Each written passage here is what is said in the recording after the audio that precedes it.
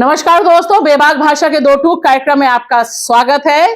प्रधानमंत्री नरेंद्र मोदी ने जो कहा, जिस तरह से मुसलमानों को निशाने पे लिया और एक तरह से उन्हें देश में घुसपैठिया बताया, मंगलसूत्र का हवाला दिया और यह भी कहा कि कांग्रेस आई तो सबके पैसे लूट लेगी। ये संपत्ति इकट्ठी करके किसको बांटेंगे? जिनके ज्यादा बच्चे हैं उनको बांटेंगे। मेरी माताओं बहनों, ये आपका मंगलसूत्र भी बचने नहीं देंगे। इससे बहुत हैरान होने की कम से कम हमें और आपको जरूरत नहीं है, क्योंकि हम सब अपने प्रिय प्रधानमंत्री और उनका हिस्टोरिकल ट्रैक यानी इतिहास में जो उन्होंने किया है उससे बहुत अच्छी तरह से वाकिफ हैं। आज मैं फोकस करूंगी कि प्रधानमंत्री ने जो कहा उसका जवाब किस भाषा में दिया जा रहा है और क्या वह जवाब कारगर है। सबसे पहले मेरे साथ सुनिए तेजस्वी यादव। जी हां, बिहार के उभरते हुए सितारे और देश की राजनीति में अपनी दावेदारी ठोकते हुए तेजस्वी यादव, जो राष्ट्रीय जनता दल के नेता हैं, वे किस तरह से इस समस्या को एड्रेस करते हैं वह सुनना हमारे और आपके लिए बेहद जरूरी है। जैसे जैसे हार दिखता रहेगा उस हिसाब से ये लोग हिंदू मुस्लिम मंदिर मस्जिद की बात करेंगे, मुद्दे की बात करें, नफरत और समाज में जहर ना घोले। अब आइए देखते हैं कि देश की सबसे बड़ी विपक्षी पार्टी कांग्रेस, उसके राष्ट्रीय अध्यक्ष मल्लिकार्जुन खड़गे क्या करते हैं ऐसे में। वे कहते हैं, प्रधानमंत्री जरा हमें समय दीजिए, हम आपको बताना चाहते हैं कि कांग्रेस की घोषणा पत्र में क्या है। इन गारंटियों का जिक्र करते हैं मल्लिकार्जुन खड़गे। लेकिन इससे भी बुनियादी सवाल जो उठा है कि क्या जो एनडीए के साथ दल रहे हैं उनमें भी कोई विक्षोभ होगा। कम से कम पंजाब में अकाली दल ने यह स्टैंड लिया। उन्होंने कहा, आज मोदी जी आप निशाना मुसलमानों पर साध रहे हैं, कल हम पर साधेंगे। यह स्टेटमेंट भी बहुत अहम है। एक सीधा सवाल जो पूछा जा रहा है, जो मैं भी आपसे पूछना चाहती हूं कि आखिर पहले चरण का मतदान हो गया 19 अप्रैल को। 102 लोकसभा सीटों पर जनता जनार्दन ने वोट डाल दिए। 21 राज्यों के लोगों ने इसमें शिरकत की। वोट परसेंटेज कम रहा। उसके बाद अचानक ही प्रधानमंत्री नरेंद्र मोदी इस तरह से मुसलमानों के खिलाफ नफरत भरे बयान क्यों देने लग गए? क्यों वो यह कहने लगे कि ये घुसपैठिए हैं, या फिर ये सीधे सीधे कहने लगे कि जिस तरह से मनमोहन सिंह ने बयान दिया था, क्योंकि यहां पर यह याद रखिए, मनमोहन सिंह के 2006, जी हां, इस समय हम मौजूद हैं 2024 में, प्रधानमंत्री नरेंद्र मोदी 2024 में जो वोट मांग रहे हैं वो मनमोहन सिंह के उस बयान का रेफरेंस दे रहे हैं, हवाला दे रहे हैं जो उन्होंने 2006 में दिया। और अब तक बहुत बड़े पैमाने पर आपको यह सच पता चल चुका है कि यह बयान बिल्कुल गलत ढंग से प्रधानमंत्री नरेंद्र मोदी ने कोट किया। दरअसल उन्होंने देश के मतदाताओं से बहुत बड़ा झूठ बोला, क्योंकि मनमोहन सिंह ने कहीं पर भी एक शब्द में भी नहीं कहा कि सबसे ज्यादा प्रायोरिटी हमारी सिर्फ मुसलमान है। मनमोहन सिंह जी की सरकार ने कहा था कि संपत्ति पर पहला अधिकार मुसलमानों का है। Our collective priorities are clear: agriculture, irrigation and water resources, health, education, critical investment in rural infrastructure, and the essential public investment needs of general infrastructure, along with programs for the uplift of scheduled castes, scheduled tribes, other backward classes, minorities, and women and children. The component plans for scheduled castes and scheduled tribes will need to be revitalized. We will have to devise innovative plans to ensure that minorities, particularly the Muslim minority, are empowered to share equitably in the fruits of development. सवाल यह है कि इस debate में मैं इसलिए नहीं जा रही हूं क्योंकि यह दरअसल सारी की सारी डिबेट यह बताने के लिए है कि इधर से लोग कहें कि नहीं जी, मुसलमान के बारे में हमने नहीं कहा, नहीं मुसलमान सबसे ज्यादा बच्चे नहीं पैदा करते, क्योंकि सब फैक्ट है जो मोदी सरकार पार्लियामेंट में रख चुकी है। लेकिन दरअसल दिक्कत यह है कि व्हाट्सएप यूनिवर्सिटीज के दौर में लोगों का ब्रेन वॉश हो जाता है, याद ही नहीं रहता है। ये देखिए, यह इंपॉर्टेंट तथ्य है कि मुसलमानों की जो फर्टिलिटी रेट है, यानी प्रजनन की जो दर है, वो हिंदुओं से कम है, लगातार उसमें गिरावट आ रही है। लिहाजा यह सब जो भ्रम है, जो आरएसएस की फीडिंग है मोदी जी के पास कि मुसलमान सबसे ज्यादा बच्चे पैदा करते हैं और इनको हक मिल गया तो हमारा क्या होगा, यह सब बहस को डाइवर्ट करना है। लेकिन मेरा मानना बिल्कुल दूसरा है कि दरअसल पहले चरण के मतदान के बाद प्रधानमंत्री नरेंद्र मोदी, आरएसएस और उनकी पूरी एजेंसियों को यह फीडबैक मिला कि उनके लिए अच्छी पहल नहीं है, यानी उन्हें बढ़त नहीं मिल रही, उन्होंने जो एक्सपेक्ट किया था वो नहीं मिला है।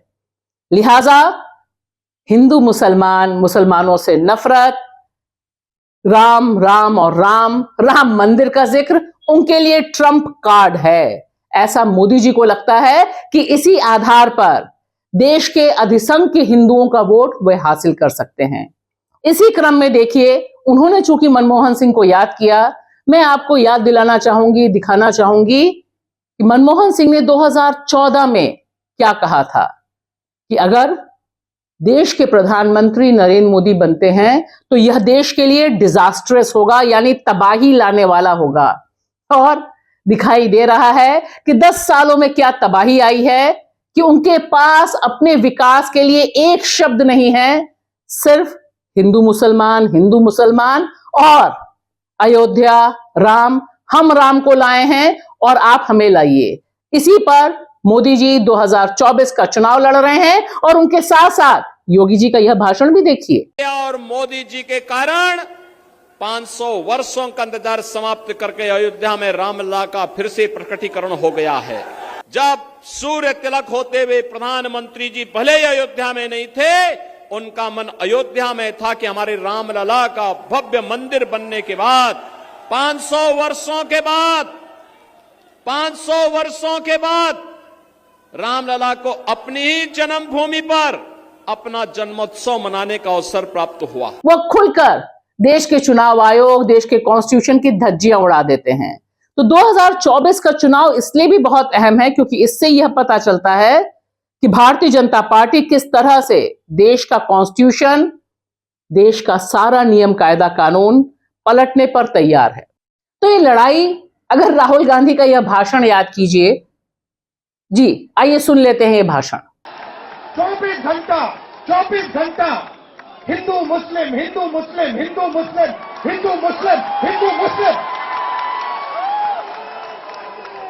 ये सच्चाई नहीं है भाई और बहनों। मैं चला हूं कन्याकुमारी से यहां तक, ये सच्चाई नहीं है। ये मीडिया में चलाया जाता है, फैलाया जाता है। ये देश एक है। इन सड़कों पे लाखों लोगों से मिला हूं, सारे के सारे एक दूसरे से मोहब्बत करते हैं, प्यार करते हैं। तो बात बिल्कुल साफ होती है कि राहुल गांधी जो लगातार कह रहे हैं कि दरअसल जब जब वे संकट में घिरते हैं सिर्फ हिंदू मुसलमान करते हैं और इस बहाने अपनी तमाम नाकामियों को छुपाने की कोशिश करते हैं। कम से कम 2024 के चुनाव में प्रधानमंत्री नरेंद्र मोदी के लिए कुछ भी परोसने को लिए नहीं है, जिसे तेजस्वी याद दिलाते हैं और कहते हैं कि किस तरह से इन्हीं मुद्दों के आधार पर जनता जनार्दन वोट दे रही है। और छोटी छोटी जो क्लिप्स हैं जहां पे बता रहे हैं कि जो कॉर्पोरेट मीडिया है, जो गोदी मीडिया है, जब जनता जनार्दन के पास पहुंच रही है वो इन्हीं सवालों पर मोदी जी को और उनके भक्त टीवी एंकरों को घेर रही है। यानी यह एक परिवर्तनकारी क्षण हो सकता है भारतीय लोकतंत्र के लिए। राम मंदिर मस्जिद, जो गोदी मीडिया और आपका ईडी, इनकम टैक्स, सीबीआई, धन बल, इलेक्ट्रल बॉन्ड टाइप, समझ लीजिएगा लेवल प्लेइंग फील्ड हो ना, लेवल प्लेइंग फील्ड, तो 100 सीट भी इनको नहीं आएगा। मैं यहां उधार लेना चाहती हूं जस्टिस DY चंद्रचूड़ के कुछ शब्द, जी हां, चीफ जस्टिस ऑफ इंडिया के, जो उन्होंने दरअसल कहे थे कि मोदी जी और उनकी सरकार ने किस तरह से ऐतिहासिक काम किया, 3 क्रिमिनल लॉज में जो चेंज किए, नया नाम दिया। मैं कहूंगी मिलॉर्ड, वाटरशेड मोमेंट आपने कहा था कि this is watershed moment for the country, यानी परिवर्तनगामी, परिवर्तनकारी क्षण है भारतीय लोगों के लिए, भारतीय इतिहास के लिए। मैं कहूंगी मिलॉर्ड, दरअसल यह सब जो हो रहा है, मोदी जी का इतना नीचे जाकर यह सब बयान देना, इस तरह से देश की नागरिकों को निशाने पर लेना और सीधे सीधे चुनाव आयोग का मोदी जी की एक एजेंसी में तब्दील होना, दरअसल यह या तो वाटरशेड होगा या तो वाटर गेट मूवमेंट होगा। भारतीय लोकतंत्र को या तो बचाया जा सकेगा या फिर भारतीय लोकतंत्र जिस तरह से शरणम गच्छामी जा रहा है, हिंदू मुसलमान और नफरत के पक्ष में जा रहा है, वहीं पहुंच जाएगा।